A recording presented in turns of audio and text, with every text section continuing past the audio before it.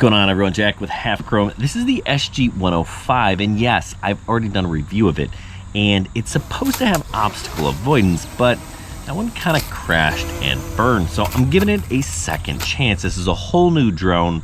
I'll tell you a little bit about it while I pull it out of the box here. Okay, so the SG-105, we're supposed to have a flight time of about 20 minutes.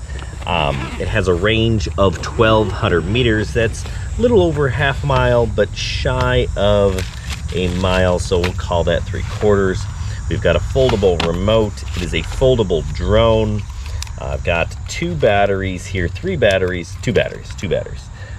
This one is not charged, but I did charge one of my old batteries, so we're gonna get this bad boy up in the air and see if this obstacle avoidance will work. Now, this is a fake camera. This one is legit. These are fake sensors. This is legit.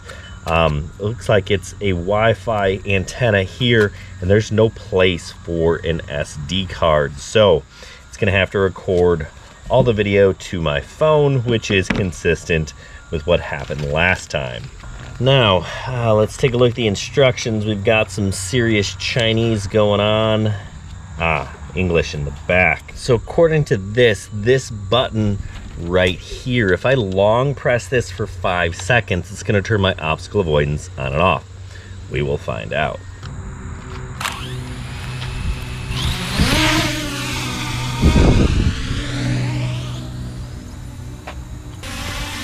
All right, so I did the calibration, but it is drifting a decent amount. Let's see if it happens to avoid any obstacles. All right, so I should be just, oh no. Was not gonna avoid that, but let's long press my remote.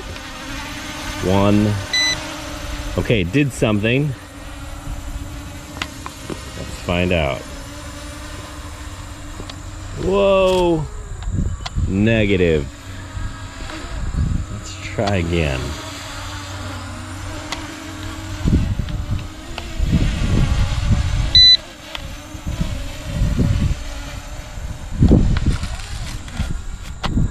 No. Got some berries on there, some berry juice. Try it again.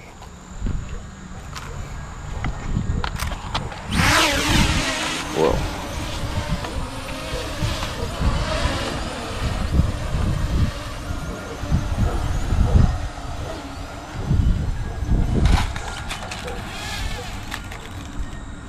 Nope.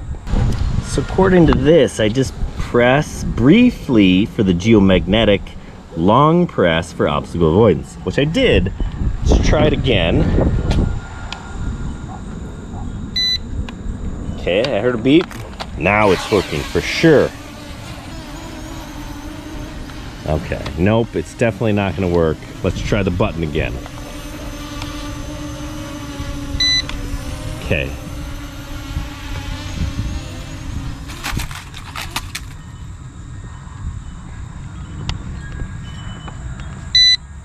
Try it again.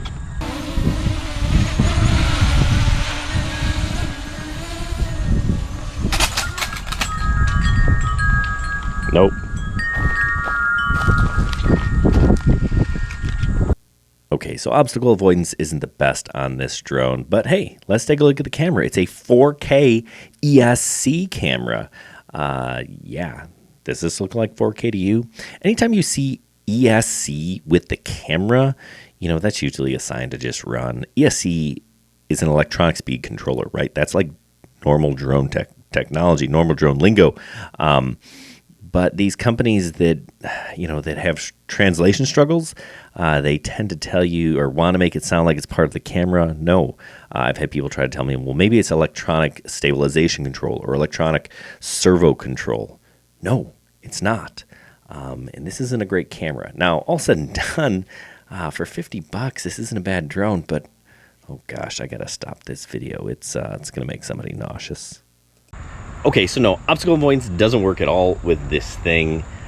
Even if it did, I wouldn't rely on it. Obstacle avoidance for inexpensive drones just you know, it's just gonna send something and stop at best. It's not gonna go round anything.